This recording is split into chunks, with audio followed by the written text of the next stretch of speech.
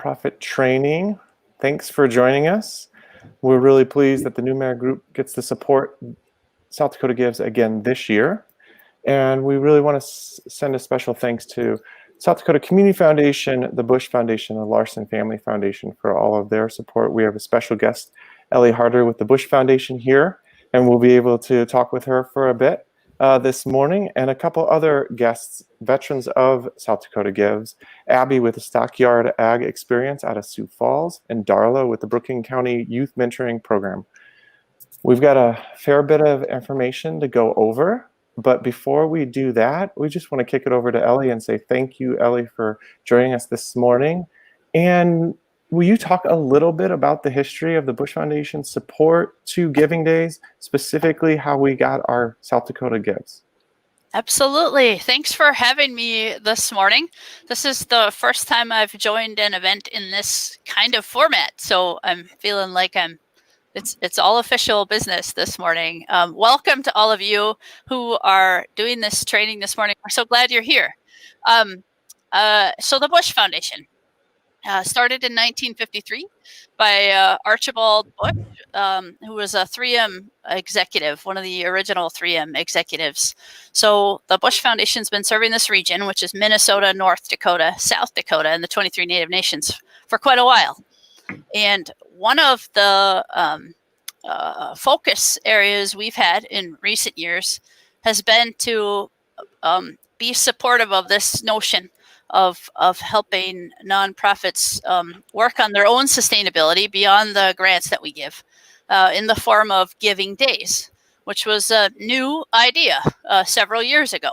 And in South Dakota, so each state, by the way, Minnesota, North Dakota, South Dakota, has taken it upon themselves to create this how they want it to be, and what supports are there and such. And so in South Dakota, several years ago, and I've been at the foundation 9 years, and I feel like I couldn't pinpoint you exactly what day, but Matt probably could, or Kelly, exactly when we started on this. But we went down a path with funders in South Dakota to say, hey, how could we get together and think about what a Giving Day could look like in South Dakota? Lots and lots of discussions happened over a couple of years, actually, before they landed on, yeah, let's give this a shot in this way. So you can see what that is, some robust training, and then letting you all run your Giving Day as you see fit. You see lots of support and lots of social media interaction. You collect those funds as you do it. You share what you've collected, what you're making, so that the collective can be added together to brag about the success. Matt, I hope I did that justice. You're doing great. It's a fun way that y'all have built this, and so we're happy to be a part of it. Well, and without the Bush Foundation support, South Dakota would not have its own specific Giving Day, and we're grateful for that. And it's brought together, as you mentioned, different funders and nonprofits across the state to make it that day. We're really excited to talk more specifically about the last couple of years, because this is our third year. And want to introduce my colleague Kelly Gibson with the NewMag Group as well. And we're going to walk through a number of the things we want to talk about in the next hour and a half to 2 hours. And then I've got another question for Ellie. All right. So just to kick off here, we want to make sure everybody has an idea of what we're hoping to cover today. At the end of this training, our hope is that you have a really good start on your campaign for the Day of Giving. We also hope that the things that we go through today are helpful to you in other types of fundraising and communication activities that you have throughout the year. So we will be focusing in on creating your campaign, and we'll be using some worksheets that should have been sent out to you in your confirmation for this training, but they are also on the SD Gives website. So we'll hold them up and make sure you know what they look like, but you might want to refer to those during the training. So we'll go through some basics. We'll talk about creating your campaign, setting goals, and then we want to spend a little bit of time on the South Dakota prize pool. This is where a lot of the fun happens. So everyone, if you're joining on Facebook or YouTube, please put your comments in. We see them coming up here, and we'll take questions during this, but join and ask through the chat. And the website for South Dakota Gives is southdakotagives's.org. So please go there for those worksheets. Ellie, what is your favorite experience with a giving day? How about put you on the spot? Oh my goodness. I have loved to be a part of the enthusiasm, morning, noon, and into the evening even. Watching it on social media, on Twitter, getting my kid dressed up in a shirt that was too big for him one year and taking a picture so he could get in on it has been great fun. I love the someone. Was it Sioux Falls area did a donut thing last year or the year before? Anyway, I remember that. It's super cool. So. You may not be able to see it from from your view, but that donut thing is up on the slide right now. Yes. So for South Dakota Donuts, we'll talk about InBev, I think is who did that. Awesome. InBev is the everyone's creativity gets to shine, right, in its own way, and I think that's awesome. Yes, yeah, for sure. So we talk a little bit about what philanthropy is in general and how the Day of Giving can be encourage philanthropy, broadly speaking, Ellie? Sure. So in our view, so the Bush Foundation by itself was created from one person's wealth. But, not all of funds that come around to keep our nonprofits thriving come from some big pot of money in the sky, right? Many times, lots of times, Matt, you have the data on this. Kelly, those donations come from people that are your neighbors and your friends, right? The people that believe in what you're doing. There's sometimes small dollars, sometimes they're larger amounts, and sometimes they're volunteers. Sometimes they're giving you things they don't need anymore that they know you could need. So philanthropy really comes in all forms, and I think that all of those things can be honored on a giving day or year round, right? Particularly in these times we're in. So, and we'll talk a little bit more. I mean, this is the virtual platform. It's on Giving Tuesday. We're using that national momentum to celebrate philanthropy in South Dakota. It's 24 hours, a focus of 24 hours, but so much of the work is before that and after that for people to reach out and connect with folks. Ellie, you just mentioned the times that we're in today. And I understand, or please correct me if I misunderstand, that the Bush Foundation has, members of the Bush Foundation are working from home or remotely. They're not going in the office. These are certainly strange times, not just in South Dakota, but across the country and the world. Will you talk a little bit about that and what you're hearing when you're visiting with some of the nonprofits in North and South Dakota? And just your thoughts about how is that for you? Because this is definitely going to be a part of how the Giving Day works for everybody. Yeah, and I you all that are participating in this today are probably trying to guess, or you've already lived through some of this, how this could play out for a Giving Day. But folks now are working from home. They're juggling perhaps their children being home on hybrid days, or just always just sort of wondering when's the next day when this shoe is going to drop about school, about daycares, about maybe even some folks wondering and worried about their jobs at this point. So there's just a lot on our plates. At the Bush Foundation, staff are working from home, and with intermittent internet challenges, and not in the most comfortable room in the house sometimes. Lots of the things that I'm guessing some folks are experiencing, if you're still working at home too. These aren't the best of times. We helped to fund the study that will have its second phase coming up in South Dakota. Benchmark Lab is executing that study. So we're getting a lot of information from nonprofits about how it's going, both financially for them and some of their anecdotal stories that they're sharing. And it's there's some tough times that we're going through right now and probably ahead. So. Well, and we've engaged with some folks that are helping support the prize dollars this year, and some of the feedback that we've already received from them is how important this day is to celebrate. And we've seen it with examples last year with South Dakota Public Broadcasting, hours of conversations with nonprofit leaders about the work that nonprofits are doing. Ellie, you mentioned data. Kelly just led a research project and looked at nonprofits in the state of South Dakota, maybe a little bit about how large many of those nonprofits are in South Dakota and how important it is, how important all dollars are and the volunteers that participate in making those. Kelly? Sure. So in that work, we learned, and this is probably not a surprise for a lot of people on this call, but over 90%, I believe it's 92% of nonprofits in South Dakota operate on a budget of less than $1 million. And many with a staff of 3 people or fewer. So it takes such a tremendous collective effort to help fill those gaps that are left by the government and for-profit to really help our communities thrive. And it's the place where nonprofits really step up. And I think we have all seen that in the last 6 months, 8 months.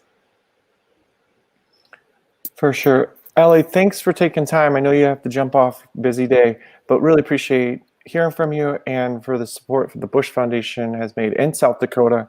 We really appreciate being a part of it and look forward to the Giving Day on December 1st. We love the work. We wish you all the best, and bring all your enthusiasm, all your hope to this work, and let's carry it over the finish line again this year. So thank you. Thanks so much, Ellie. Have a great day. Thanks, Ellie. Yes, thank you. Kelly, should we turn to specifically what the Giving Day is in South Dakota? Yeah, so I know, Matt, this is your favorite photo, being Yes. a Donut fan. And one of the prizes on the Day of Giving is to show us what you're doing for breakfast. So we have seen a lot of donut photos over the last couple of years. But just some quick background on the Day of Giving. So the most well-known probably Giving Day is Giving Tuesday. The South Dakota Day of Giving coincides with Giving Tuesday, December 1st this year. Giving Tuesday isn't really that old, started in 2012 by a YMCA in New York City. And it was in response largely to the consumerism of the end of the year. So that is Thanksgiving, and then Black Friday, Shop Small Saturday, Cyber Monday. And so it seemed that we were certainly missing a piece of the season, which was some focus on generosity. And that's really what prompted the Day of Giving. It's a 24-hour event. Obviously, there's planning that happens outside of those 24 hours to make sure that you're more likely to reach the goals that you set for your organization. But the Giving Day happens in a 24-hour period. In South Dakota, we like to say it's a 25-hour period because we start in Eastern time and end in Mountain time. So we have 25 hours in South Dakota. Lots of benefits, and we're going to be talking about these throughout the next hour and a half or so. But one of the reasons we felt it was important to bring a Day of Giving to South Dakota is that South Dakota nonprofits are able to receive many of these same benefits that we see happen around the country. So creating awareness about the importance of nonprofits, and creating awareness about the important work that you do in the state, raising funds, certainly. We know that Giving Days are a terrific way to bring new donors into giving. We have done some research that shows that over 23% of donors who give to a Giving Day, it's the first time that they've ever engaged. So it's a great way to grow new donors, to increase your social media following or other ways that you create awareness about your work. bring in new volunteers, have a reason or an excuse to engage your leadership, your board, and basically to celebrate generosity, celebrate the work that you do. Lots of good reasons to participate in ways that Giving Days have shown benefits.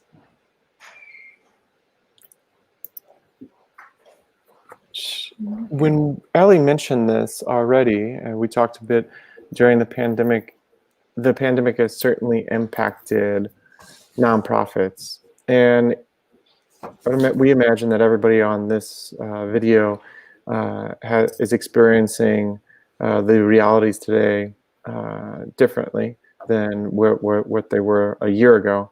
But we have also found that nonprofits continue to meet the needs that are in our state, and also do it creatively. We know that and believe that we'll take that energy, and with these worksheets that we'll go over and the information here, that this day is going to be even that much more important, as some of our funders and supporters have said, because it will bring together the state in many ways to hear the positive things that are happening, and allow and make it easy for people to support those causes that are close to them. So we're really encouraged about this day. We really are looking forward to this day. We want to thank everybody for being a part of it, to remind everyone that's signed up already to reach out to others that are other nonprofits and encourage them to sign up and be a part of it. The more nonprofits that are a part of it, the bigger megaphone it actually is on social media, the larger reach, the deeper reach in our state. And we'll go over some data too of the reach that has happened in the past couple of years, which is just phenomenal. But it's large. It's almost all the states across the country.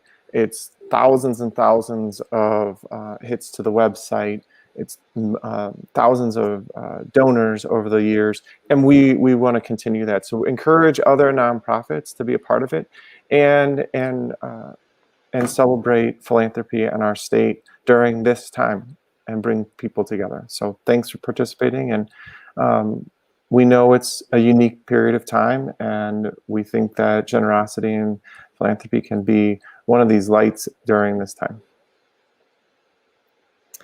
All right, so we want to talk a little bit about organizations that we have seen make good use of the Giving Day tool and have a lot of success. And I'm seeing here in the chat that folks are ready for some new ideas. So as we're going through, if you have found some things that have been really successful for your organization, please post them. You know, we do this typically live, and when we're not able to see hands raised and people shout out their ideas, we'll just have to use the chat. But if you have some things that you have found successful, please share them with your colleagues that are on the phone.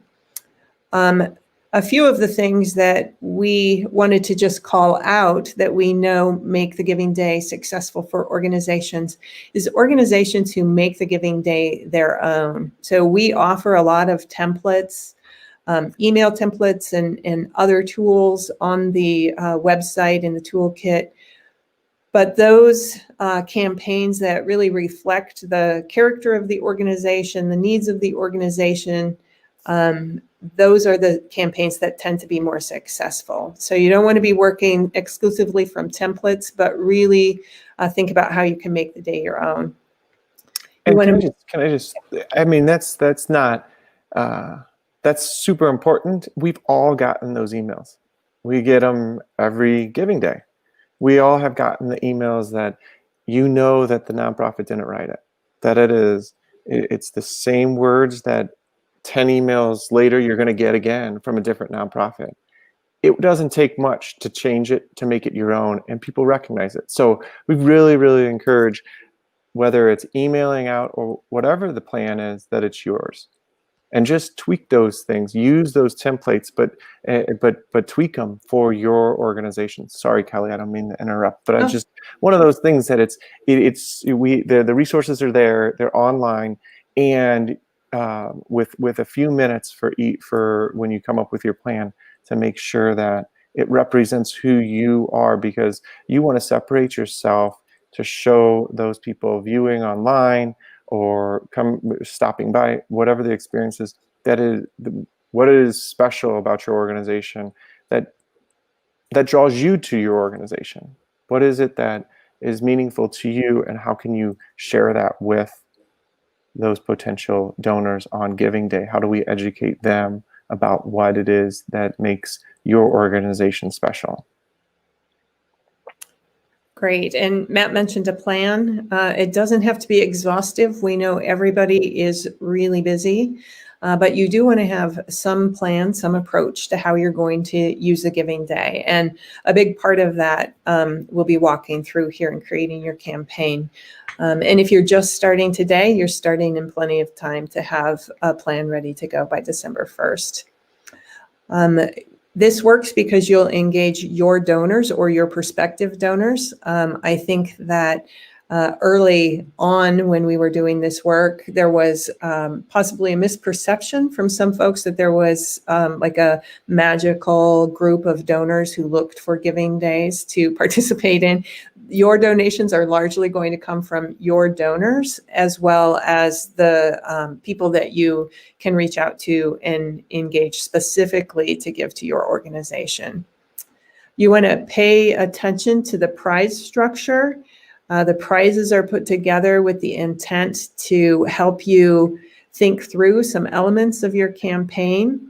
So there are a couple of examples I think that we can throw out, but there's a prize for 100% board giving, for example. So if you have all of your board making a donation on the Giving Day, then you're eligible for another prize. So that would help you think through how are you going to incorporate asking your board members to participate in the Day of Giving. So pay attention to the prize structure. It's on the website. So it's the SD Gives website under the Show Me the Money tab, or the South Dakota Prize Pool. And Kelly, I think that prize specifically, and then and some of the others, but that prize specifically is so important, because we all know we want 100% board participation. And that can be a difficult conversation because of maybe the structure, the history of the organization, that the relationship with to board members. But here, because of South Dakota Gives on December 1st, you have an excuse to talk to your board members about making a contribution. And then all those foundation grant applications the nonprofits fill out, or just conversations with other donors in your community, you can talk about you have 100% board participation in board financial support. So these prize structures are super positive and fall in line with best practices of nonprofit fundraising and engagement too, for the most part. And that one with board participation should be everybody's goal, because we should have that every year no matter what. But here's a day that it makes an excuse. It provides an excuse to actually engage folks to do that. And we'll have hear from Abby and Darla a little bit later too about some of the great ways that they've used the prize structure in the campaigns that they've run. We also know that organizations that are working together with other nonprofits or working together with business partners in the community tend to have more success. We have the Brookings Gives group here in this photo, having a photo taken outside of the Pheasant Restaurant. I think there were 40 or so nonprofits in Brookings that participated in the Giving Day last year and did some great work together. And so I think we'll have Darla later tell us a little bit more about that. But this challenges that idea that we are competing for limited resources. When the community of nonprofits works together, it's amazing how quickly the pie of resources can grow. And we will hear a little bit later on too about considering doing some things differently. The price structure gives you that reason to do something a little bit crazy or different. We'll hear what Abby had to do with the price structure last year. So these are just a few of the factors that we find with organizations that have more success on a day of giving. So Matt mentioned we would highlight some of the results that have happened in the first couple of years of the Day of Giving. And we're throwing this out because we want everybody to recognize that however you choose to use the Day of Giving, whether that is to raise funds, to encourage new volunteers, to raise awareness of your organization, to create a new partnership, organizations across the state have had success using the day for all of those purposes. So we have had the first year about 400 organizations participate, close to 600 last year. We have a high goal set for this year's participation. So thanks for signing up and encourage others to do so. We're excited that 2,600 new donors have made their first donation to an organization in the state on the Day of Giving. So it's, again, a good way to bring new donors into your work.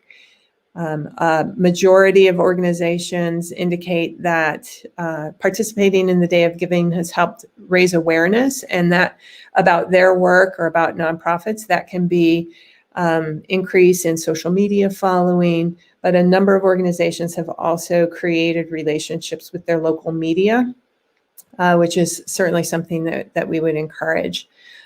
So lots of strong positive results for organizations. And again, the more you plan, the more you make it your own, the more you emphasize the prize structure, the more likely you're to have success. Matt, other things you'd want to highlight here? The idea that half the reporting nonprofits had new donors make a gift, and that vast majority of people, it is one of the most successful ways of bringing new donors on board that are the giving days. If you think of traditional ways of bringing donors and participants, like direct mail, that's a very, very costly way of engaging people, and your response rate is so low many times it's not plausible for many nonprofits to do.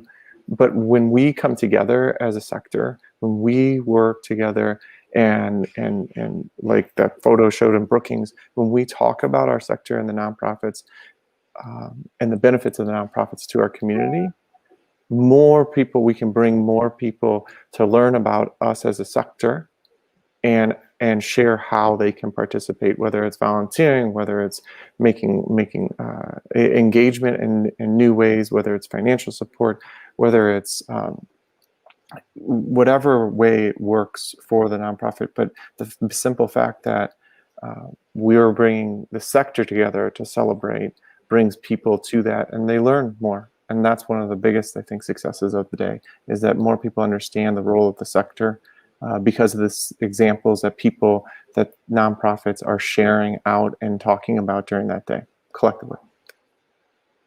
Yeah.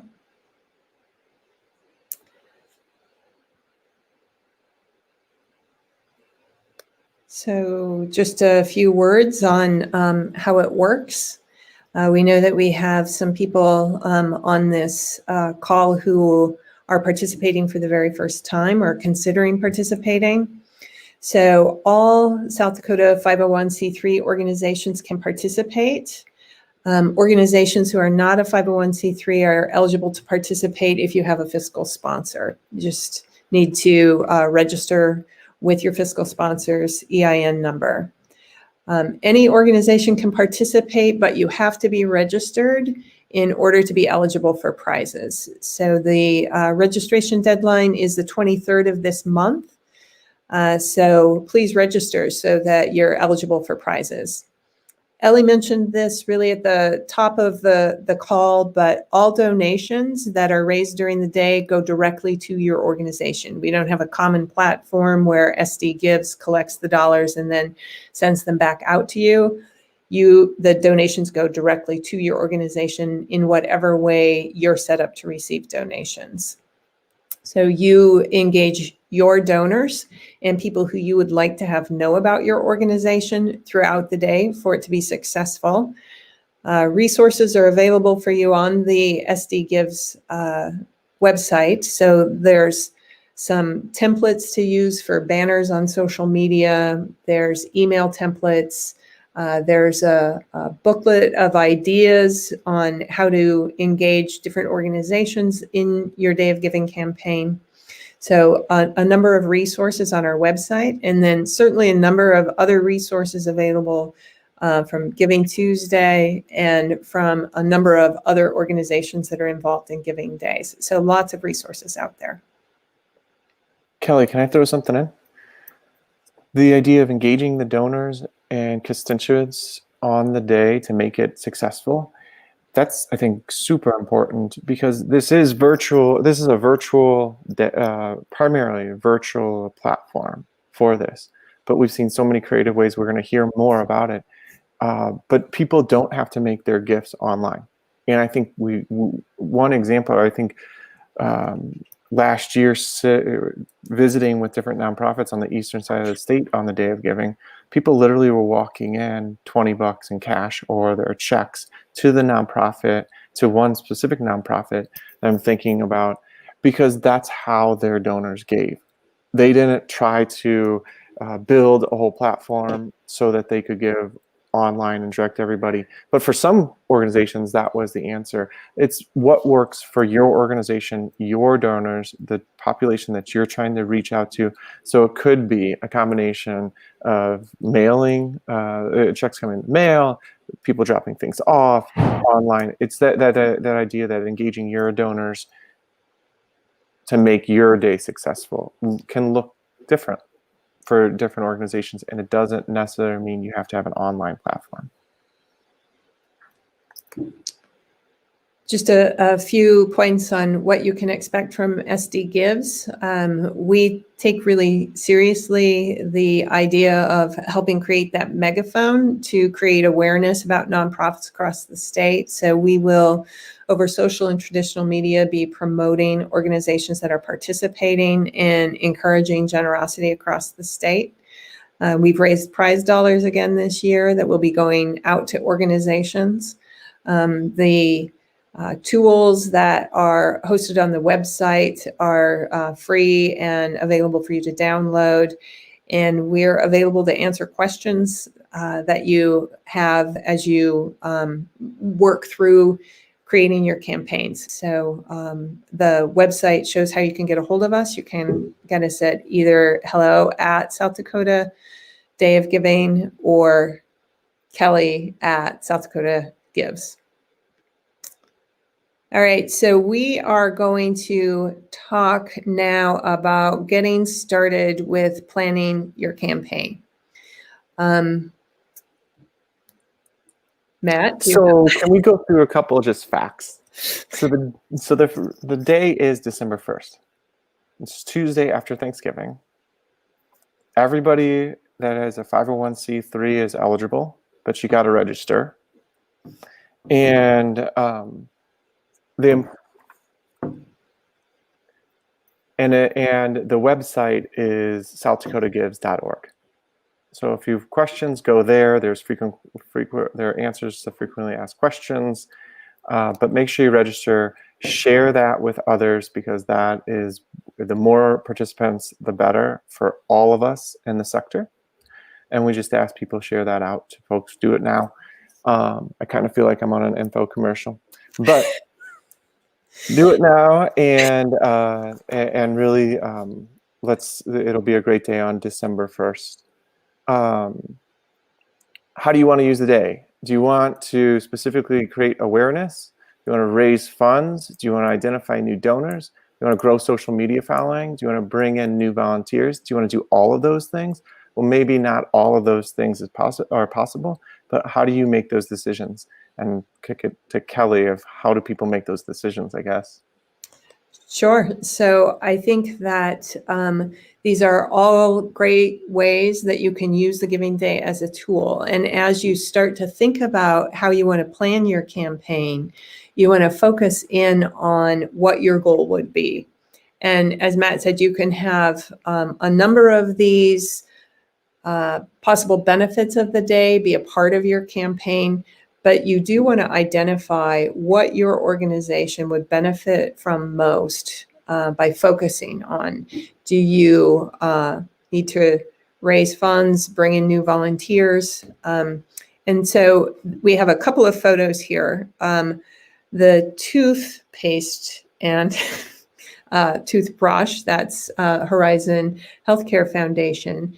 In 2018, so 2 years ago, they put a campaign together called Floss Like a Boss, because Giving Day was fell in the week of National Flossing Week.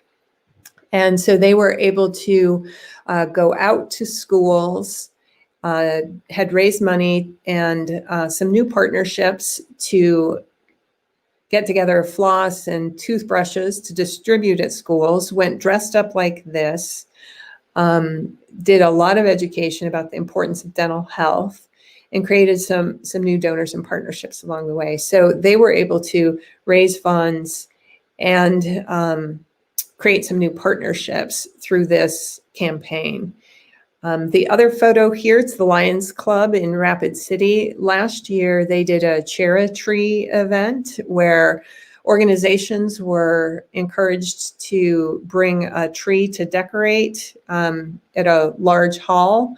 And then people were invited to come and learn about organizations. So this was exclusively about raising awareness about organizations that are doing good work in this area. So by identifying how you want to use the day, you then can it helps you to create your campaign because you know what it is that you're trying to accomplish. So I think we are going to have Darla and Abby join us now as we continue to go through some ideas around creating your campaign. This is also where you probably want to pull up a worksheet if you have it. Hey, Darla. Hey, Abby. Hi. So worksheets, this one is creating your campaign, and they just step you through. Again, if you don't have them right now, that's okay. Download them and take a look at it as you're thinking about planning your campaign. All right, so we've already talked through this a bit, but as you're thinking about how you want to use the day, you want to create a campaign that is going to be centered around a specific project. And we have found that that projects that are really tangible, things that people can, kind of imagine, are much more successful. We know that those campaigns that are centered around kind of general operating expenses don't do as well as those that are around a specific project. So something that donors on a giving day, where you have just a very short period of time to communicate with them, you want something that's tangible, easy to understand, that a donor who's donating at a $25 or a $50 level can feel like they can have an impact on. So a day of giving is not a terrific tool for a capital campaign, for example, where those $25 donations may leave a donor feeling like their gift didn't have a lot of impact. So you're looking for a project that donors feel like they can have some impact on. And you want to tie that project back to the importance of your work.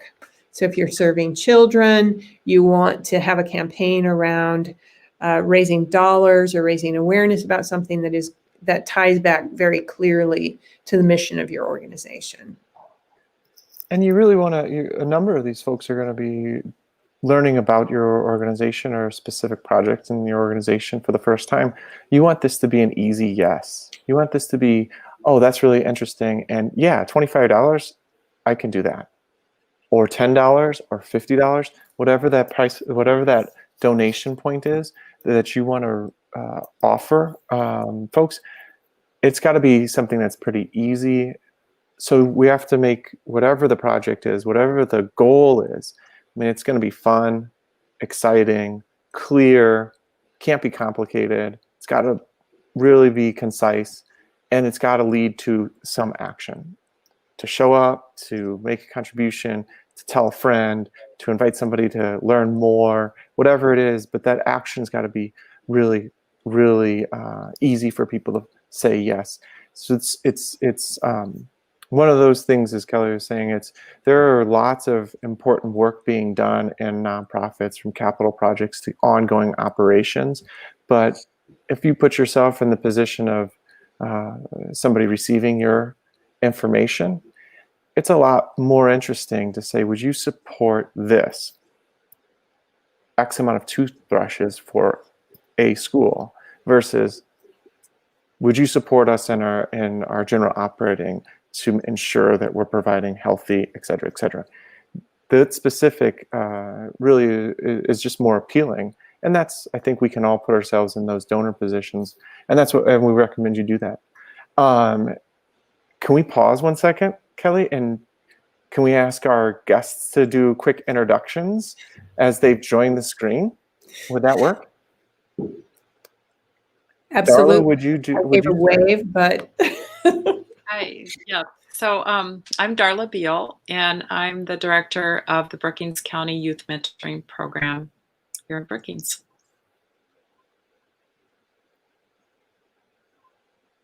Thanks for joining us. I'm glad to be here. We're going to talk more about what you have led and what you've seen happen in Brookings and across the state. But before we do that, Abby, I think I still remember the training in Sioux Falls, where you shared so much during that training to the 150 people that showed up.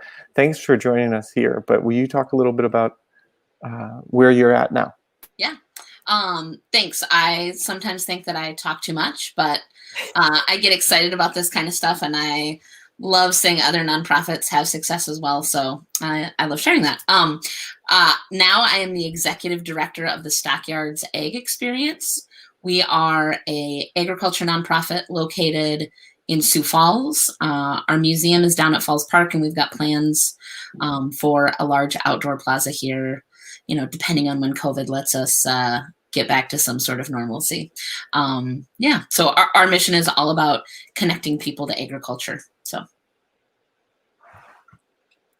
thanks, Abby. Kelly, where do we go from here? yeah. So where were we? Okay, that's right. So the next part, and you can follow this through on the worksheets, but you want to be thinking about the opportunity or the challenge that the project that you're considering is going to be able to address. And this is all about creating kind of a quick case statement. Why should folks support the campaign that you're putting together? So do you have more people that you're looking to serve? Is there equipment that's needed? Have you identified a new need and now it's something that your organization is being called on to do? Do you need more staff, more volunteers? So what is the challenge that the project that you're creating your campaign around is going to help your organization achieve? And then what will help your organization accept that opportunity? So is it that you need to bring in more volunteers? Is it that you need to complete something? You've started something and now you need to finish it off. So if you look at the worksheet, when we're starting to think about just using these basic ideas around creating your campaign, in the example, what's the opportunity or challenge? Since closing of an emergency shelter in a county 3 months ago, our shelter has seen a 50% increase in individuals seeking a place to stay for a night. So that's the opportunity or the challenge. A property owner has offered a gift of a home near the shelter if we're able to raise funds needed to pay for 1 year's utilities. So that's what the organization would like to do. And then they're going to put their campaign together around raising those utility dollars. So you want to be thinking about what is your specific project, the opportunity or challenge, and what's necessary for you to address the problem that you see. Kelly, you're using the example on the worksheets that are on the website. So it's under worksheet 1, creating your campaign. That's the example Kelly's going over right now. But you can use the worksheet to answer these questions about creating your campaign. Darla, Abby, did you use these worksheets or this format when you were thinking about your campaigns? You guys know the right answer, right? Yes, they're very helpful, and I'm old enough that I printed them out and drafted and scratched all over them. So yeah, they're very helpful. Yes, I definitely use those as a roadmap. I took mine to the next level and made a spreadsheet with all of the challenges that South Dakota Gives has, and tried to figure stuff out. So I had a way to track it. I knew if it was something a volunteer was helping me with, or a board member was helping me with, or if it was just me that was tackling it. So great. So they're great worksheets. but hopefully it helps kind of hone in on some ideas. So a next thing to consider as you're continuing to put your campaign together is, who's your audience? Matt, you want to take this? So of course, when we think about a project or whatnot, we think about the people that support our organization currently. And what we have an opportunity, especially in days like this, is who have been supporters in the past, and how can we reach out to those people? Who's following us on any social media that we may have, and how can we use this project, this idea, this goal as a way to ask them to engage with them, and ask them to join in some kind of action. You have business partners that will hear some examples of some really creative ways of engaging, as well as potential clients and volunteers, board members that are current. So the real question is, how do you actually reach these folks, and what is going to really resonate? And that's where it starts with a clear goal, a clear idea, purpose of your campaign, and specific action that you're asking people to respond to. But your audience isn't just the people that are your current donors. With this day, and with nonprofits and communities and across the state all talking about nonprofits and the importance of nonprofits, the opportunity to share and to educate people about what you do goes beyond just the people that are currently supporting you today. And one of the first places to go is who supported you in the years past, and invite them to rejoin. Who is following you on social media? Those are really easy places to go immediately, to try to engage with some action that's for this one day. And then you guys all see it, right? Once they re-engage, they fall into your plan to continue to steward and cultivate those donors in the future. And with South Dakota Gives on December 1st, and with contributions and that action or engagement happening on that day, you have a month to ask these folks to engage again before the end of the year, which is super important. And again, we're trying to find actions that are easy for people to say yes. We're not asking people to make, on that day, stretch gifts. We're asking people to make gifts or say yes to things that are helpful, that are impactful, that are easy for folks to say yes. So we want to think pretty broadly here about who might be interested in your campaign, who your audiences could be. Have you thought about the vendors that you support through your business, potential business partners? And so it's donors and prospective donors. And one of the challenges that we know has come up, particularly now for a number of organizations, is making sure that you have contact information to get out to this audience, or that you have social media presence to be able to get out to your audience, because we're just not able to gather in the way that we have in the past.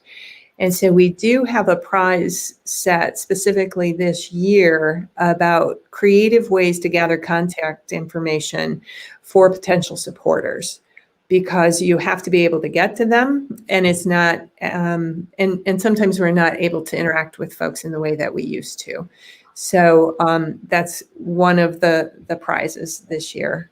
So who do you have their contact information? That's maybe who you want to be going out to.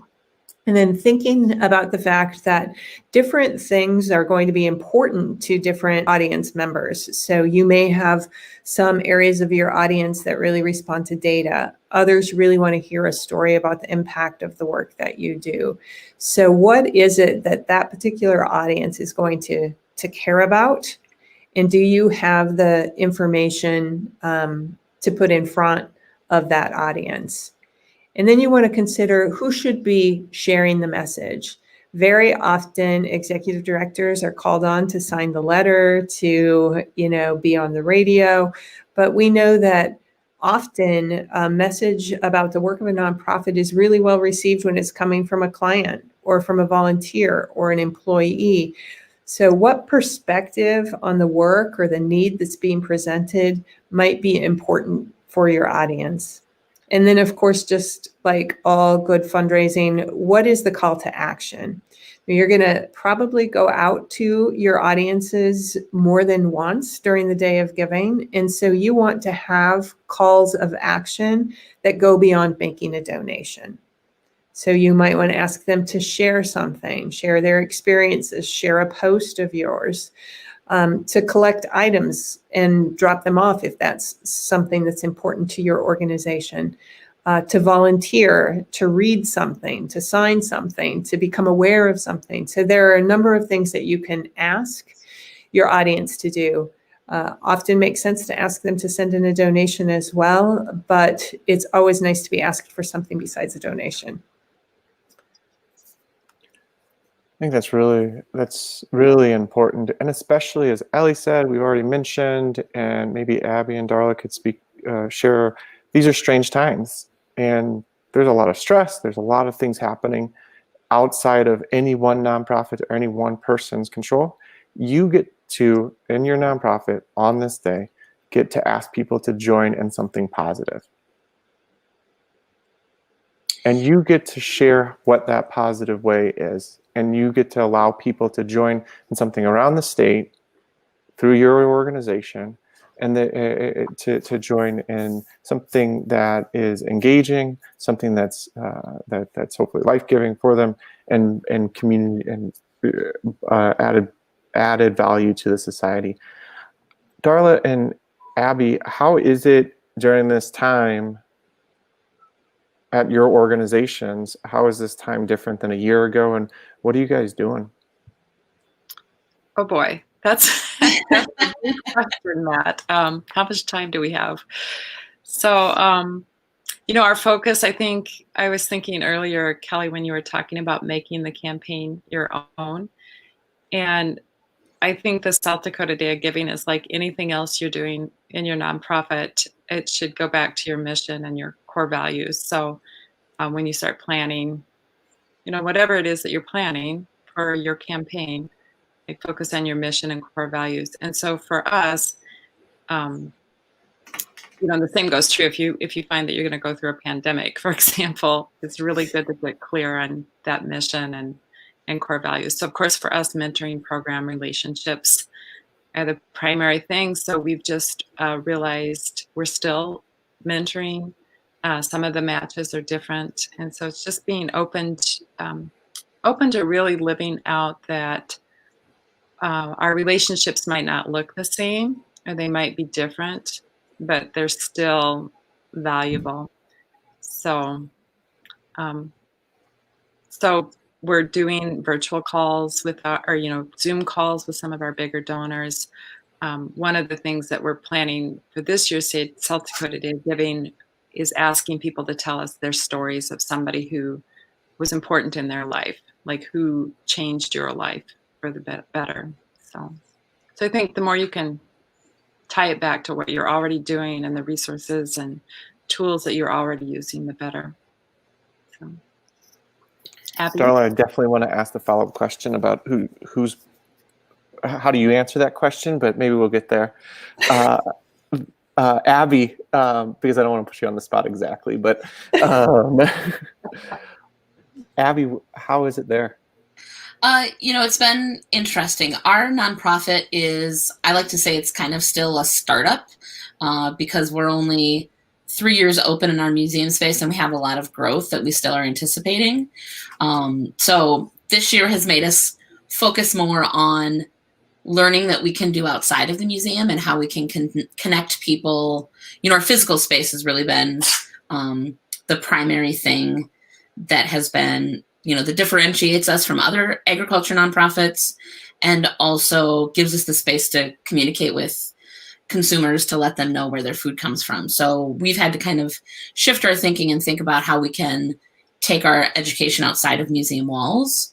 And yeah, we can do some of that stuff for free, but also there's challenging things that we need that are new costs that we didn't know that we would anticipate. So, and also we're still open to the public. We were closed for 3 months, but now we're back open again. And there were costs that were incurred to make sure that staff is safe and visitors are safe. We're a really interactive museum.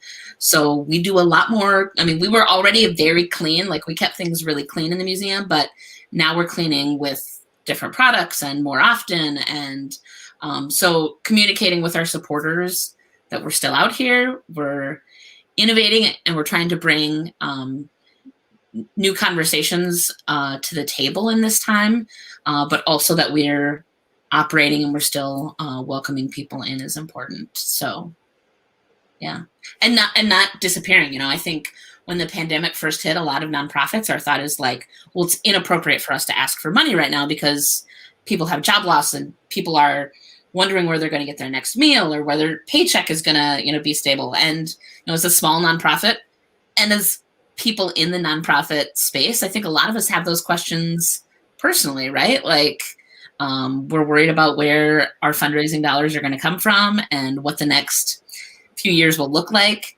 So there's some of that anxiety, but disappearing and just going quiet isn't serving your mission at all. And you want people to know that you're still there and you're still doing the work, and that there's still value in what you're doing. So, and like you said, Matt, like people want to feel good about something right now, and throwing $10 to a nonprofit might be the highlight of their day because they've had a tough day. So. And it's the highlight of the day because nonprofits are successful, your nonprofits, you guys are successful in explaining what the impact that is going to have in somebody's life. Yep. Yeah. Can I jump back in? And absolutely. Say something? Okay.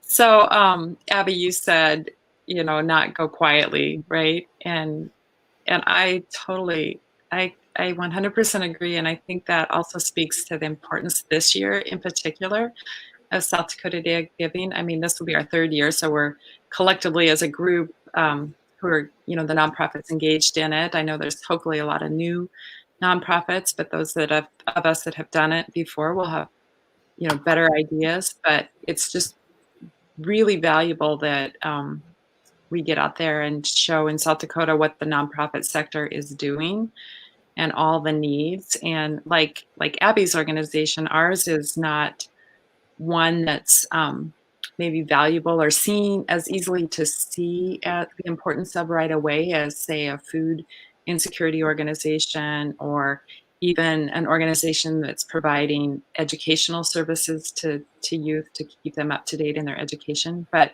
I think just highlighting the work of our nonprofits collectively and how as we heal as a nation and as a country and as communities and states, and continue to move through this process of COVID, how much together we are accomplishing.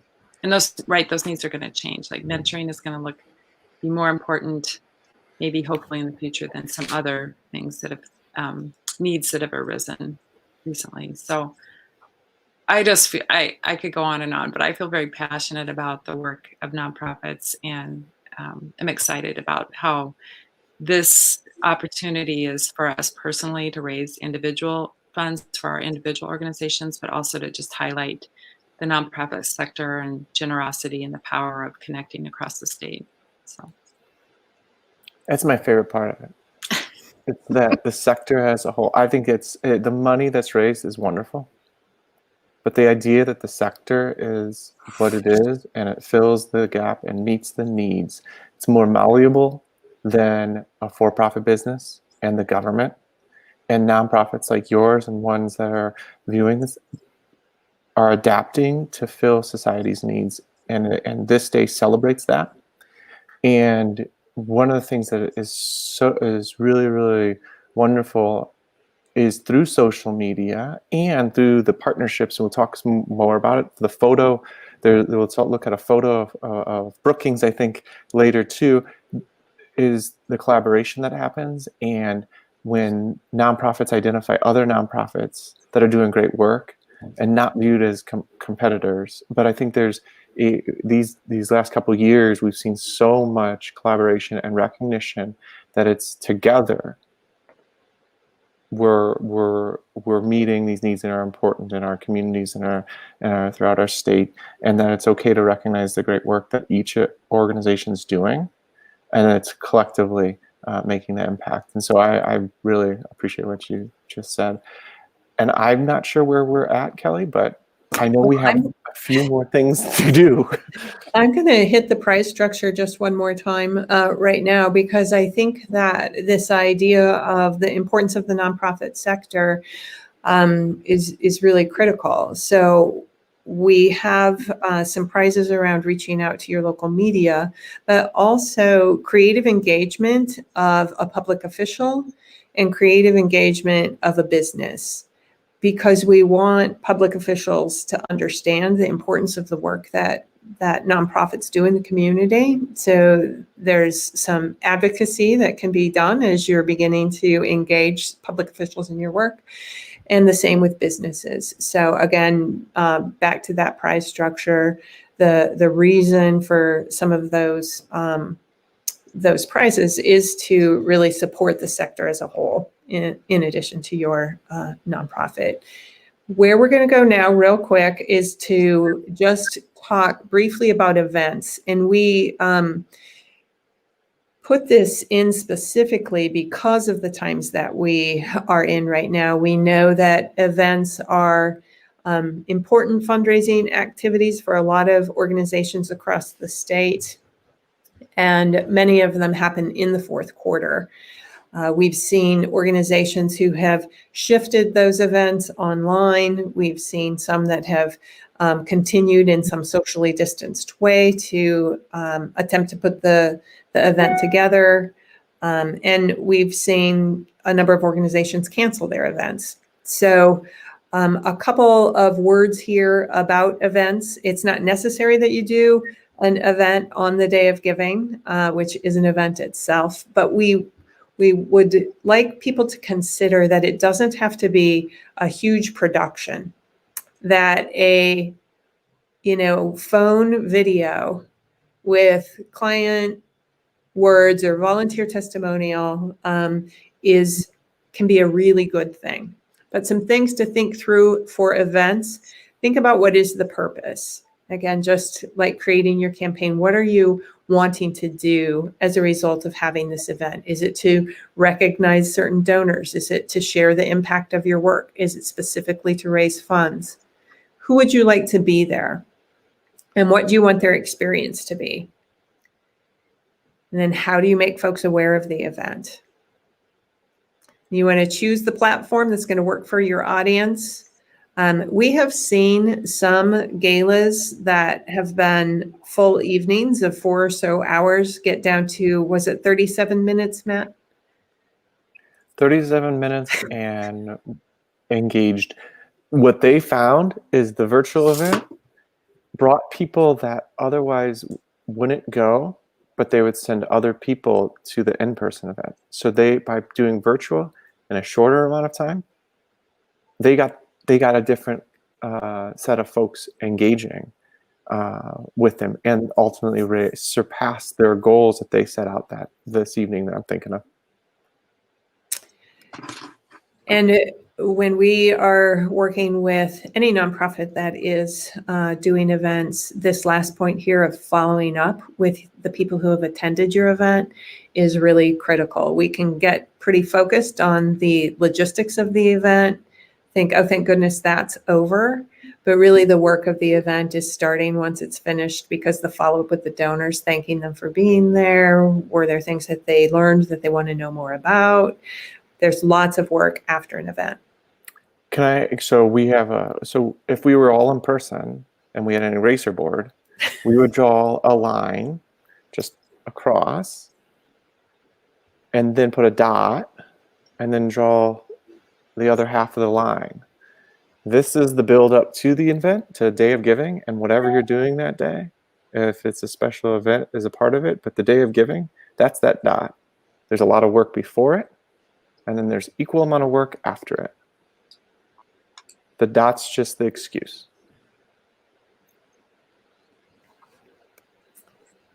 All right, one more quick slide here on creating your campaign. We're still on that first worksheet. Oftentimes we're hearing from nonprofits, how do we engage our board? What really can we ask them to do? We're short on things to ask of our board in between meetings. How can we actually engage them? And many organizations find a day of giving a great way to engage their board. So we have a couple of ideas listed here on this slide, and this PowerPoint will be up on the website for everybody to go over. But we might highlight a few of these. But Abby, we hoped you could talk a bit about how you engaged your board last year, or certain board members. Yeah, so knowing that there was a prize for the 100% board participation, and talking about that at the board meeting. So it was very much like, you guys make us eligible to win some money. Now, winning the money, which we did, which was awesome, thank you, was great. But ultimately, we used it as a tool to get those board members engaged. It helped us establish a give-get policy for our board, which we didn't have one in place before, which, if you're not familiar with a give-get policy, that means that each board member is either giving financially or they're getting other people to give financially. So that was a success beyond the prize money. And so what I did to engage those board members is I wanted to have really specific asks for them coming into that board meeting in advance of the day. So I've got one coming up in about 2 weeks. I've got all the lists of the challenges that we've got now from South Dakota Gives. So what I'll do is have my crazy ideas and get each of them to sign up for one of them. And if they're not super excited about any of them, giving a donation that day is the bare minimum, and it's required of them as a board member. And so that's kind of the easiest piece. Some of them, I think I had 7 of my 12 board members donned an inflatable pig costume and either did a video or just a photo throughout the day that we used and scheduled out as part of the other challenges. So I know last year there was the state instrument was in a challenge. And so we had a board member in the pig costume playing a violin. Is that the state? Fiddle? Fiddle. Mm-hmm. Yeah. So we had a board member in our giant inflatable pig costume playing the fiddle. We had one of our board members who's 80 years old, good old Bob, sitting at our front desk, encouraging people to sign up to volunteer to take a shift at our front desk. So we use those challenges that were already established by South Dakota Gives as that roadmap to bring them in. If they weren't comfortable being in the pig costume or, wanted to help in another way, we would say, let's set up a Facebook fundraiser for you to do to reach out to your network of people. So we just made sure that we had options. I say we. I'm the only full-time employee. Oh, I had all those options available, and then we just made sure that we had everybody signed up for one. And then I came to their business, or I came to wherever they were at, or they could come down to the barn or museum and film their thing or get their picture taken and complete that part of it. So it was really fun. They had a blast. It was funny. Like once some of the board members got the pig costume on and I like got the picture or video I needed, they're like, well, maybe I'll do another one over here doing this. And I'd be like, I've got what I need, but you clearly love that pig costume. So sure, let's take more pictures. You've said a lot of really important things in this. First, most importantly, where do you get a pig costume? The internet. I can't believe there were people who weren't comfortable wearing the blow-up pig costume. It's pretty. It's awkward. It's very awkward to put on, but yeah. So, what additionally struck me is you're the only full-time employee. Yeah. How do you make time to do this? Why do you make time to do this? I mean, fundraising is a large portion of what, a part of my responsibilities. And as a nonprofit, we have done a lot of our past fundraising has been corporate fundraising and some grants, but really those smaller donors, we haven't really reached out to. So we had set a goal of, getting new donors was a big piece of that. And we had 97 individual donors on Giving Tuesday last year, which they didn't do it Giving Tuesday the year before. So it was, it was huge. That's 97 people. And those donations ranged from $5 all the way to, some board members or some, existing donors maybe gave $250 or $500. It was amazing. It was great to see that excitement. And it helped grow our online presence as well. I think when I started with the organization about a year and a half ago, we had maybe 600 Facebook fans.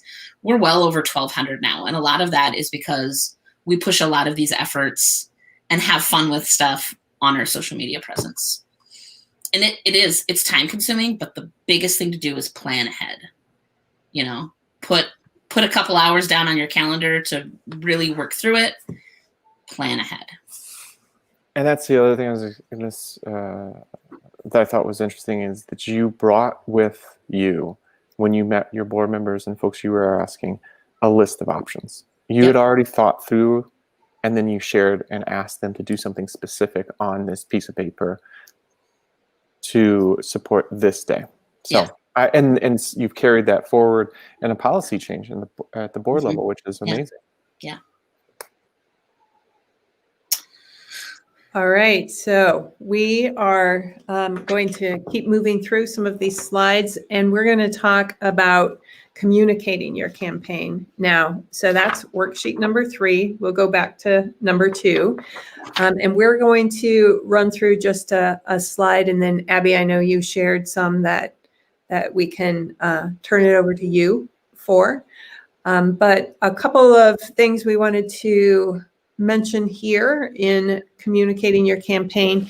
You want to think about all the different ways that you have available to you to engage your audiences.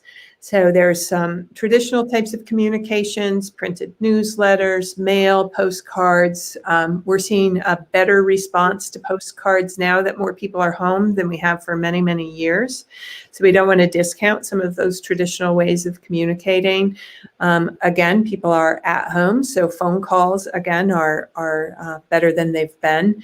Probably not so many in-person visits. That can be done safely if your organization is up for that, or Zoom calls, online gatherings. And we would really throw out too to use the media.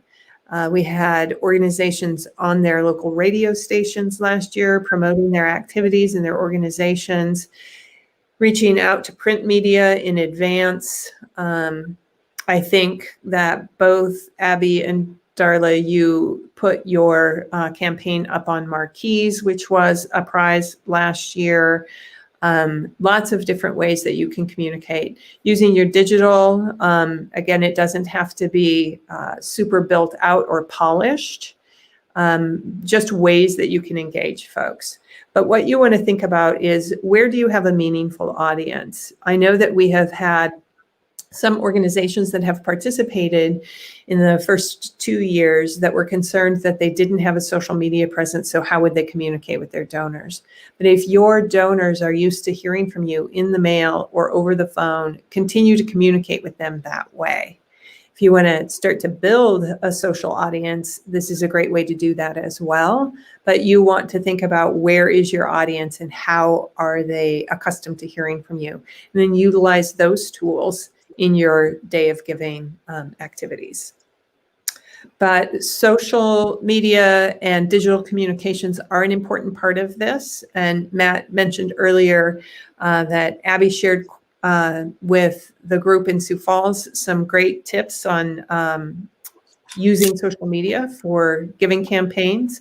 So Abby, I am going to turn it over to your slides. Just tell me when to scroll. Okay.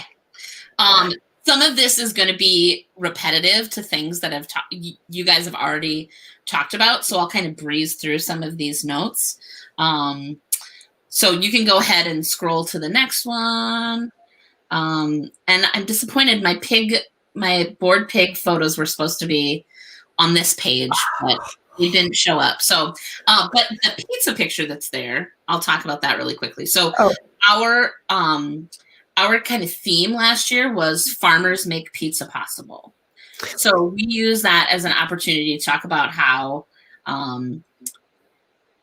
every part of a pizza comes from a farmer somehow. So what we did is, before the day, we did a little photo shoot and we bought all the ingredients to make a pizza. And throughout the day, as we hit fundraising goals, we would add ingredients to the pizza. We would talk about it as an education opportunity as well. Pepperoni comes from pigs, and farmers, they grow tomatoes in other parts of the country, not probably here. Cheese comes from dairy cows. Beef comes from wheat makes the crust. And we talked about all those things that make pizza possible. And that was kind of our theme throughout the day. So as we unlock those levels, we'd add more ingredients to the pizza and have that conversation. So, and one of our board members was in the pig suit helping make the pizza. So that was fun. But, yeah, anyway, if you go to our Facebook page, you can see some of those pig costume pictures. So these were really, when I was thinking, when you guys asked me to share some ideas, these were the 4 things that really popped out to me that I think helped us be really successful last year. Planning ahead, asking for help, picking one thing, and then incentivizing it to a certain extent. So you can scroll to the next one. So planning ahead, take the time to do it. Matt just asked me, like, how did you find the time, or why did you prioritize? Like, we wouldn't have won any of the prize money that we won, or we wouldn't have any of those new 97 donors if we hadn't taken the time to plan this out. So like I mentioned before, make a spreadsheet. You can share that with your board or share that with volunteers that might be helping you. List out all of those challenges. See how you can do 2 in 1 and be creative with that. That was really, and then that theme, that overarching theme of, farmers make pizza possible, how you can use that throughout the day. And then assigning them out, bringing them to the board and saying, hey, here's the things that I need help with. Can you help me with those? You can go to the next one now. I'm going really quickly because I don't want to eat up too much time. And we really have talked about a lot of these things already. Ask for help. I am one of the worst people at asking for help, which maybe I should have thought about that before I took a solo person job. But you have to do it. You have to ask board members. You have to ask volunteers. You have to ask your personal network. Like, people that are in your personal network care about you, so therefore they are probably going to care about your organization that you're leading as well, or that you're a part of. Ask them for help. Ask volunteers for help.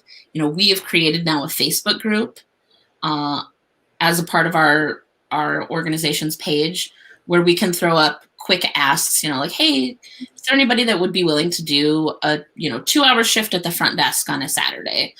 We could really use some help. So having that group on Facebook tied to your organization, that's a private group where you can talk about things that are coming up and ways that people can plug in and volunteer, has been a really great way that we can communicate with those volunteers really quickly. And I'm even thinking about recruitment this year. Like, one of my tasks, or one of the things that I'm going to set, is to see if we can get 10 more people to join that group. That's 10 more volunteers that we could have, that we can pull from throughout the year, and then for things like this as well. Yeah. Abby, can I interrupt for a second? When you talk about ask for help, when you think of the times that you've asked for help in your position in the last year and a half, has anything ever just sat? Have you always been able to find there's somebody? been times when people haven't been able, like the front desk shifts, like sometimes it just doesn't work. And then that means that, maybe I get to go in on a Saturday and work a shift, but that's part of the glory of being a one person team. We have some part-time employees that help us do some of that, but sometimes people say no, but you can't let those few no's stop you from asking again. And that's just, I think that's probably been the thing in my year and a half as an executive director that I've learned, is like, people aren't saying no to you. They're saying no to the task that they just don't have time to do at the time, or they don't have the funds to donate at that time. They're not saying no to you. So don't take it personally.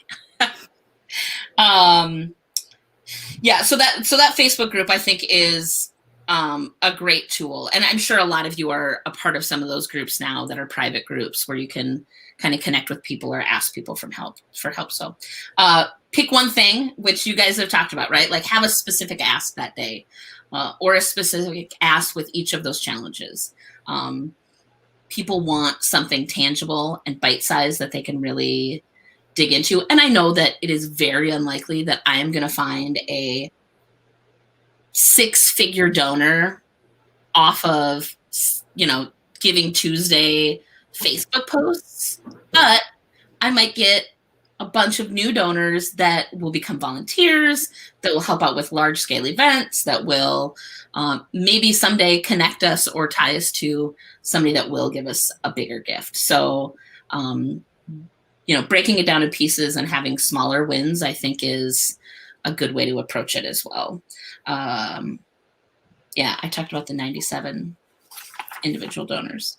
Okay. And then the last thing, incentivize. Last year, one of our things was obviously building the full pizza. At the end of the day, there'd be the full pizza, but we also unlocked, I'm really fortunate that the founder of our organization is Mr. South Dakota Jim Wooster, who is very beloved across the state. And so we had Jim sing a couple songs that we recorded. And if we hit our $5,000 goal for that day, then we would release a video of Jim singing in the barn. And we hit that goal. I think it was at like 10 o'clock at night. Like, we finally hit it. After we were desperately close to I think we were within like $500 of our goal of $5,000. And so I literally started texting people I knew and sent them our online donation link and was like, hey, we're really close. Would you consider giving $10? And most of them said yes, and most of them donated. Some people said no, but I'll probably ask them again this year to donate anyway. So, and we released the video. So, it's not a big prize or anything, but it was something fun that people could work towards throughout the day. So, and it could even be like little, if you've got t-shirts or swag for your organization, do an hourly challenge or a day-long challenge. It says, if we get every new donor that we get today is entered to win. It could be free tickets to an event you do, or something that's not a huge cost to your organization, but has value to the folks that are donating. So I had written down a couple other things. One thing I learned last year with giving board members tasks, don't have one of your board members who's not very active on social media be a social media ambassador for you. Like, that's not where their audience is. That's not where their People aren't used to seeing a lot of stuff from them. So we had a couple board members that did Facebook fundraisers, but people weren't used to seeing that from them. And so they just don't get good engagement around it. And then the people that do are active on Facebook and are always sharing stuff and are, just busy on that space, they had more success. So make sure that you've got options for board members that aren't just your Facebook circle, because that doesn't necessarily work. And then the last thing I wanted to mention was just that it will be very crowded on social media for the next month as we lead up to the election. So make sure that you're not wasting too much time and breath on posts right now, because it will be very, very hard to break through right now. I mean, luckily, the election is about a month before Giving Tuesday and South Dakota Gives, so you'll have plenty of time to roll those things out. But yeah, use that time to plan instead of posting a bunch right now. It'll just be really hard to break through. And then the other thing is, I scheduled a lot of this stuff ahead of time. Some of the videos and some of these things, based on the timelines that are part of the prize structure, but using the native scheduling tools within Facebook are always your best approach, or within Instagram or whatever. If you use a third party like Hootsuite or Canva or any of those scheduling tools that exist for social media, you kind of get punished in the algorithm and they won't be put forward as much. So it's always best, especially on these days, to really use the native tools that are built into the social media platforms, because you get better reach and better engagement. So that's it. That's all I've got. Thanks, Abby. Appreciate your experience and your generosity, willingness to share. Can I share one last thing? Yeah. Okay, so this is a totally personal thing that I do, and I kind of challenged everybody that was in the room last year in Sioux Falls. One thing I love to do personally on South Dakota Gives is take whatever I feel comfortable with financially, personally. So I did $100 last year, and I picked 10 organizations that weren't my own that I donated $10 to. And I took moments throughout the day on my social media networks to tag those organizations and say why I was donating to them. Because one thing that I love about South Dakota Gives and Give to the Max Day in Minneapolis is how it has changed this mindset of that we're all competing for the same dollars. And it's more of, let's lift everybody up on this day and talk about all the great work that's being done at nonprofits. I kind of got into a Facebook rivalry with the folks at the ACLU, and you maybe wouldn't think that the Stockyards Ag Experience and the ACLU would be having this friendly thing on Facebook, but it was really fun. And I love giving out some of my personal dollars on Giving Tuesday and shining a light on some of the work that others are doing. So if that's something that you're capable of doing, I think using your influence as a nonprofit employee and just with your social circles is a really great way to engage on South Dakota Gives. So. Yeah. Thanks, Abby. And I think that all of that is really important. And the idea that we are, collaborators or working together, I think Brookings has really taken that to a new level. Do you mind, Darla, spending just a little bit of time talking about how working together has kind of come together in Brookings? Sure. So we started right away in the first year and decided that we would use our collective megaphone to shine light in Brookings. And we were beneficiaries of a very generous donor and foundation who said that they would match gifts that day made from Brookings to Brookings nonprofits. So we had that opportunity, but we used it to create Brookings Gifts, which you saw earlier. And we did a press release. We actually met as a group of nonprofits and participating nonprofits and decided together in that planning phase how we would have some shared posts and some joint posts in addition to the personal ones or individual ones that we were planning. And that collaboration has, and that collective group has grown. And now we're actually have formed the Brookings Council of Nonprofits. We have a mission, we adopted bylaws. We're in the process of getting registered with the state, but that came directly as a result of South Dakota Day of Giving. So thank you, again, to you, NewMad, and all the sponsors for creating that opportunity. And it's in addition to our collective fundraising capabilities, we shared the spreadsheet that you created from NewMad for us to report back what we got on that day. We've collected that data from the participating nonprofits in Brookings County for 2 years. So we're able to have those conversations about here's what's happening in Brookings County on South Dakota Day of Giving, and talk about our individual success as much as we're doing here today, kind of learn from each other. So, yeah, so it's been wonderful. Thanks, Darla, and for your leadership in making that possible in Brookings. You have some great colleagues in that, we know, but it's been exciting to see all that you've done. Matt?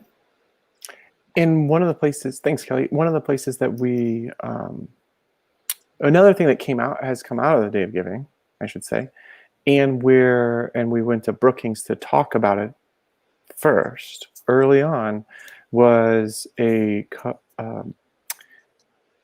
capacity building program for nonprofit professionals.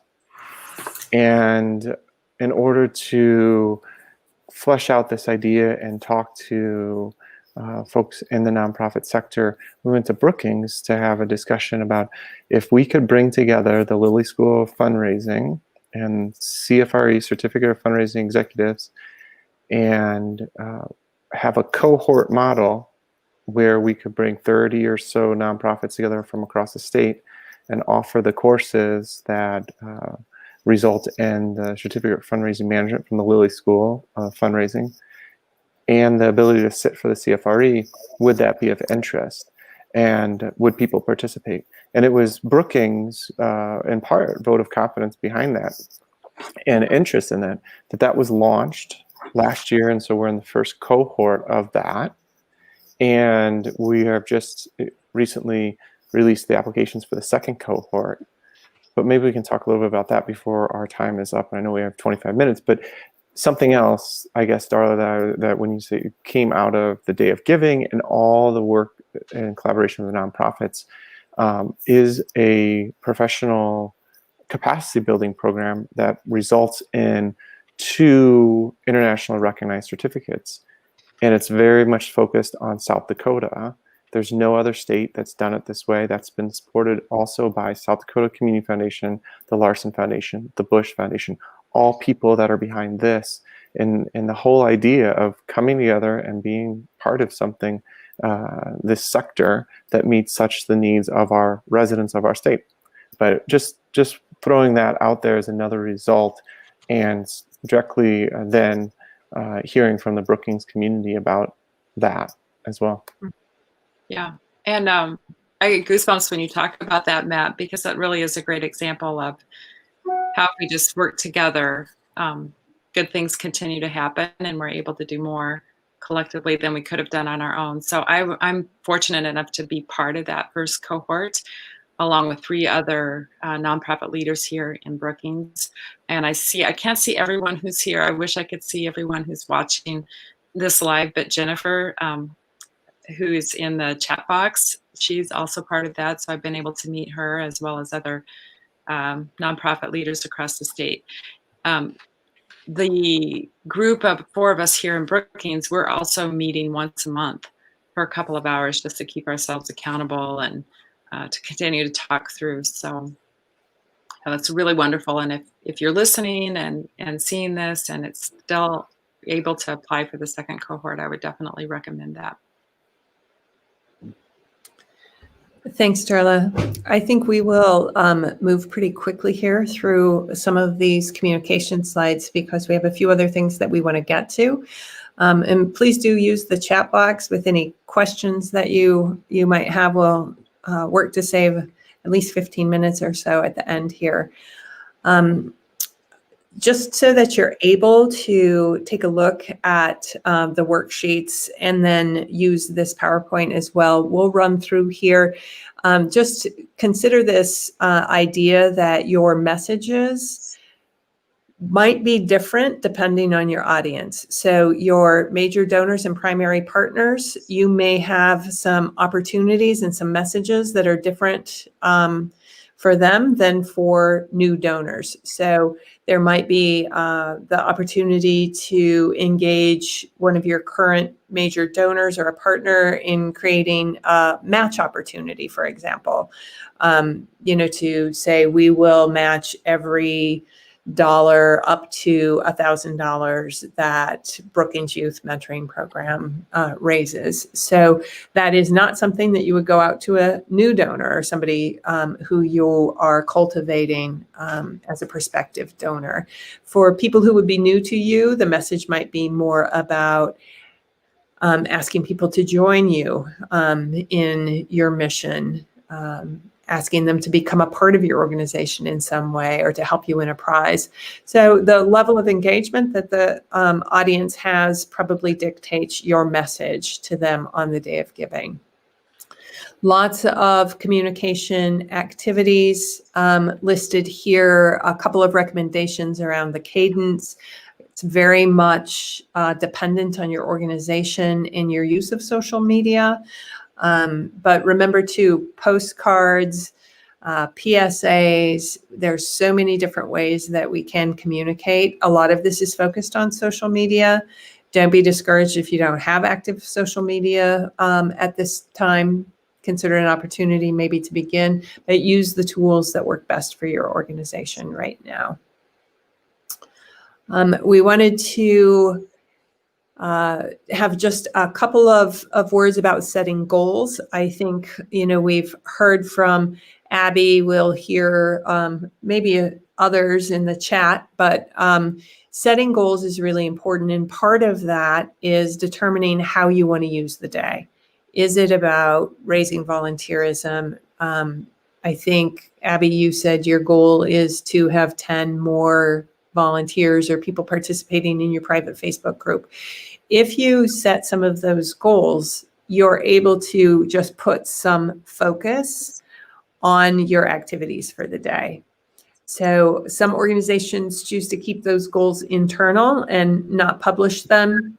If you are going to publish goals like the $5,000 goal, you're up till 10 o'clock at night, making sure that that's happening, texting your cousins to see if they don't have $10 to throw in.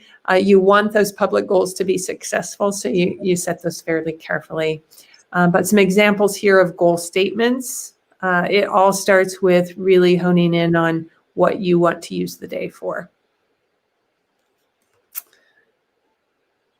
All right. And then just like we talked about for the importance of following up after an event, giving days are proven to be important ways to find new donors, but then it's the organization's responsibility to keep those donors engaged. So somebody joins you as a $25 donor. How do you continue to engage them so that they become more aware of what your organization is about and learn about other ways that they can participate? And Darla, you had a great experience in 2018 with a new donor who's continued to engage in your organization. Do you mind sharing about that? Sure. So in 2018, 60% of our donors were first-time donors to BCYMP. So that's 60. So I think curiosity is our friend here when you're trying to build relationships and engage your donors.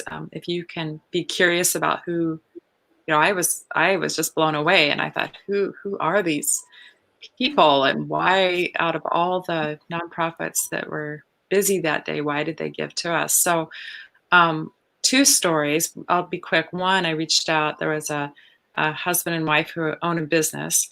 And I just, called and I said, I'd like to come visit with you and learn more about why you donated. And come to find out, both their parents are very philanthropic, very generous people who are always modeling for them as they grew up, how to give to youth serving organizations in particular. They have since then become one of our major donors for a gala. But I think the one you're talking about, Kelly, is a donor. I tracked him down, used my sleuthing, stalking skills to find out who he was, and I just invited him to coffee and said, I'd really like to know more about you. And he is now, that was 2 years ago, and he's now mentor in our program and also a very engaged board member and a sector of volunteers and donors that we really need to reach out to, which is young men. He's in his 20s. And so I just think if you can be curious and kind of follow up and then keep them engaged and find out why they felt so passionate about even donating, $5, $10, $15, why you, out of all the opportunities. So. Thanks, Darla. Matt, I know you have something to say about keeping donors engaged. Well, I mean, the examples, I think, speak for themselves. It's really neat to hear, really, really neat to hear.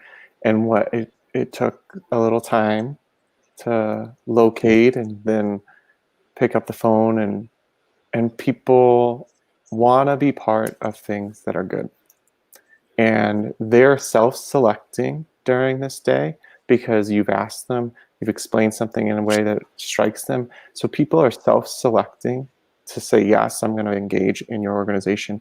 And what a wonderful thing to get a phone call from the organization, from the executive director, from development officers, or whomever, volunteers, as follow-ups to that, and to understand why. I mean, again, I think what we talk about at NewMed, and Kelly and I certainly asked people to imagine, what if you were that donor? What's that experience to get that phone call? Somebody's interested, and not just because it was a transaction. And look what can happen. It's really, really neat, and and really wonderful to hear these stories and great examples for us. So thanks. You're welcome. And Darla, just I'm going to ask you again, and I wasn't able to transfer your fantastic hot dog photos over to this presentation. They must be wherever Abby's pig costume photos are. But we wanted to talk a little bit about prize information. And we'll just start by saying that we have seen organizations have a great deal of success using challenge gifts and matching opportunities. Days of Giving seem to be a really great ground for that type of donation. So asking your board, asking a local business, a major donor, if they're open to challenging the community, challenging challenging donors to meet a goal that they've set, that they will, match those dollars.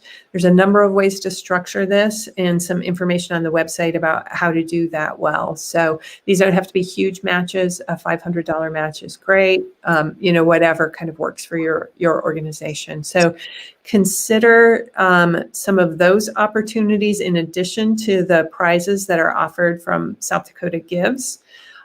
These photos, we do have a costume contest. It's on again this year. So you might want to consider that. Abby? On it, right? Yeah, the pig costume's been used, so it's time to expand our barnyard animals, I think. Yep. And I think there was an organization who had a board member sew up a pheasant costume last year. Wow. And then wore that costume. So there's work to be done yet on that costume. Bring the A game. But Darla, you had, Abby's talked a little bit about her use of the price structure. We know this is something that your organization has used really effectively as well. Do you mind sharing a little bit about how you've used the prizes? Sure, I'll be really quick. So we had a hot dog eating contest, and I wish I would have had a hot dog costume because that would have made it even more fun. Now I'm thinking, oh, I should have done that. But we called it the Hungry for Change Challenge, and I asked our Brookings County State's Attorney and one of our City Council people if they would have a hot dog eating contest on the Day of Giving. And then when people came to our, we also had walk-ins with checks, and we had a hot dog roller, and we're giving away free hot dogs. But I chose hot dogs just because it's so ridiculous and crazy, and it's like, what do hot dogs have to do with BCYMP? Not much, but we're hungry for change. And then I had statistics about, research into the changes that mentoring can make in lives. But people will do crazy things for a good cause. They'll dress up like a pig and play a fiddle, right? They'll be elected officials, and if these two, I knew they were already friends, and they had sort of a fun, competitive relationship and friendship, so I knew they would jump at the chance. But don't be afraid to ask, because the worst that can happen is they'll say no. But by the end of the hot dog eating contest, they were already talking about, oh, next year let's do hot wings, and forgot.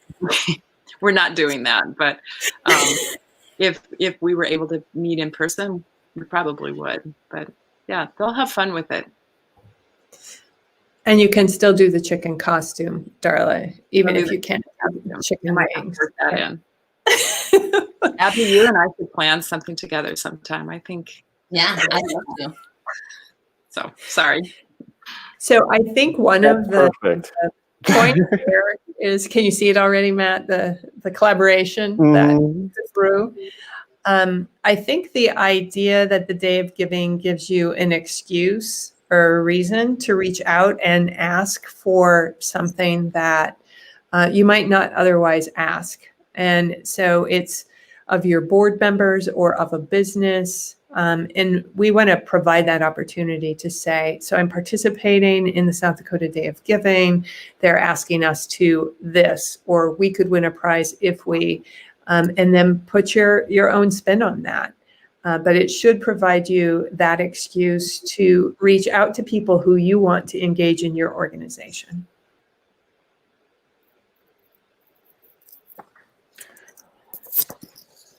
So we have up on the prize structure under the prize pool when prizes will be awarded in advance. So you'll see that the weeks are kind of laid out. There's prizes in advance of the Day of Giving. And then some prizes are random. One of the prizes that is in advance of the day is to share the first sentence of your diversity, equity, and inclusion statement, and then another sentence as to why that's important to your organization and to the state. So that's one that you can post on social media or email us at hello@.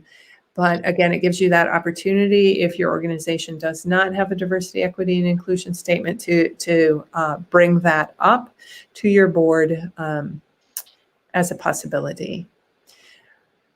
So some of the prizes are random. You want to watch Facebook.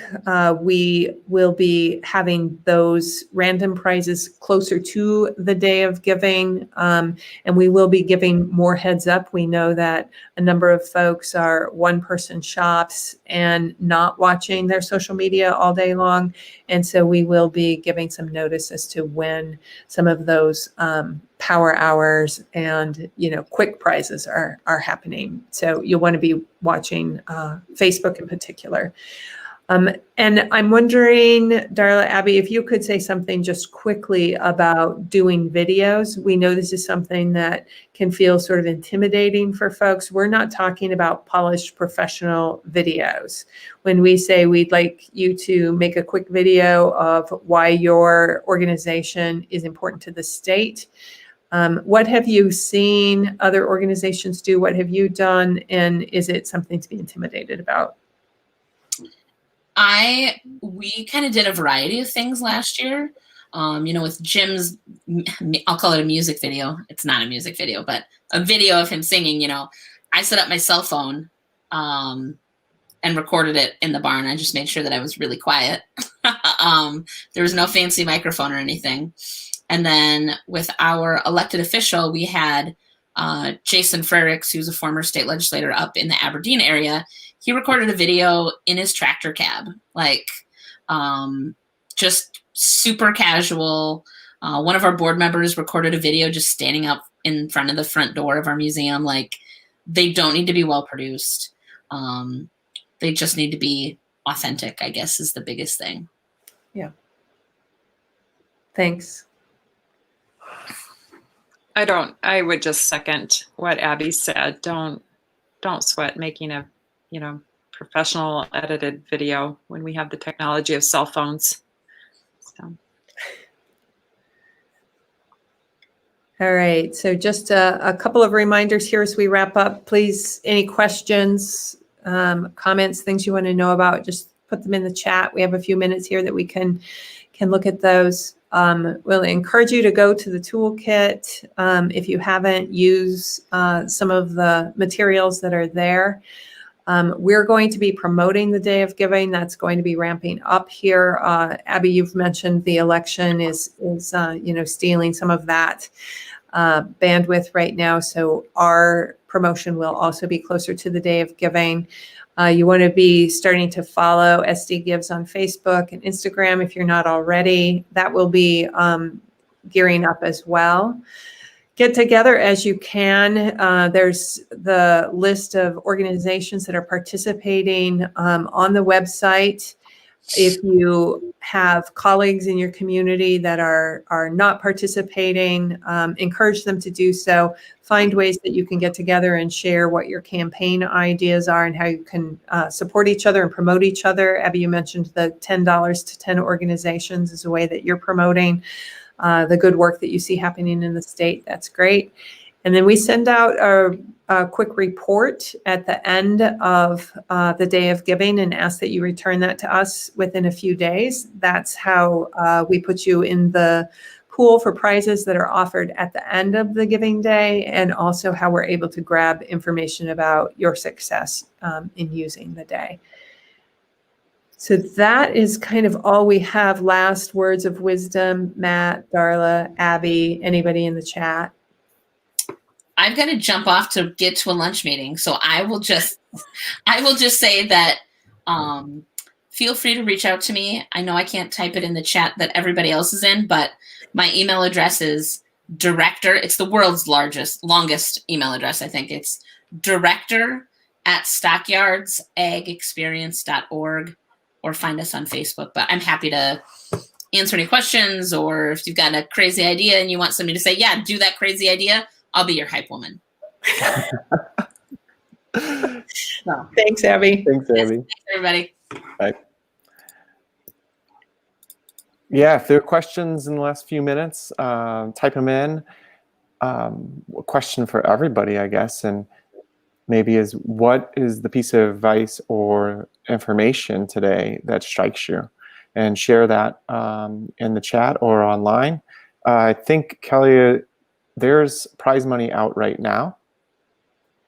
And I think it's $500 if we reach certain numbers on registration. So as been talked about, it's election year. We need to go out and ask people and remind people to register, because there's so many other things going on. So just share the link to register to other nonprofits and encourage people to do that. As those numbers continue to grow, we'll award prize money accordingly. And then I think according to the price structure, is at October 19th. So if people are registered by October 19th, which is a couple weeks before the final registration date, they start being eligible for additional prizes, if I understood that correctly. Yep. So those dates are listed under the price structure. The deadline for registration is October 23rd. So coming up here in a few weeks. Just checking for questions. Any last word, Darla? We'll give it to you.